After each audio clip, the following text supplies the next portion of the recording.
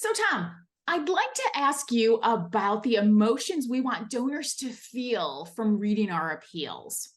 And recently, Donor Voice posted that they did 4 head to head experiments to see what emotions work best in fundraising.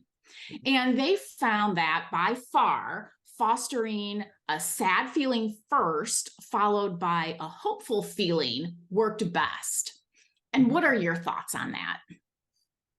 All right, let me share with our audience the chart that you're talking about. Okay. And again, thank you, Kevin Schulman and Donor Voice and the Agitator for bringing this to my attention, Julie's attention, and sharing the research. The inclination, I would say, among good people, people of people with high degrees of empathy, is to say, yeah, but we don't want to start with sad. We want to sell hope, and that, in fact, is what mostly philanthropy does. It's a problem solution industry. So there's a problem, something should be fixed. Then we have a solution, whatever the programs are, but we can't run those programs without your help. So there's the story arc.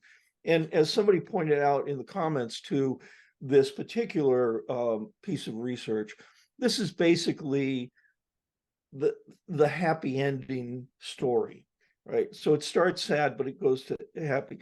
People want to go reverse that and start with hope, maybe start with only hope sometimes.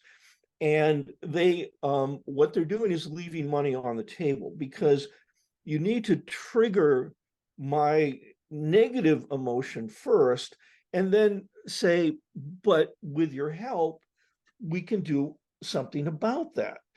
And when you do that, when you give me hope as a donor, I'm feeling the hope for the person served, the beneficiary, and it also makes me feel better and more hopeful. I made a comment to this particular post with Kevin saying that I had just given, I don't know, 19 Thanksgiving meals to Nashville Rescue Mission and they serve people who are trying to get off the streets, trying to get their lives back together after being homeless.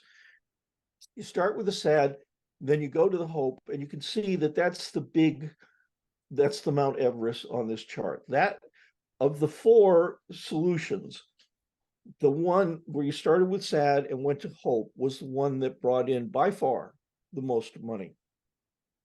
Great. Thank you, Tom. So we need to poke at the pain. We need to have them feel that sadness before we can have them provide the solution, have them feel that hopefulness that they feel when they make a gift.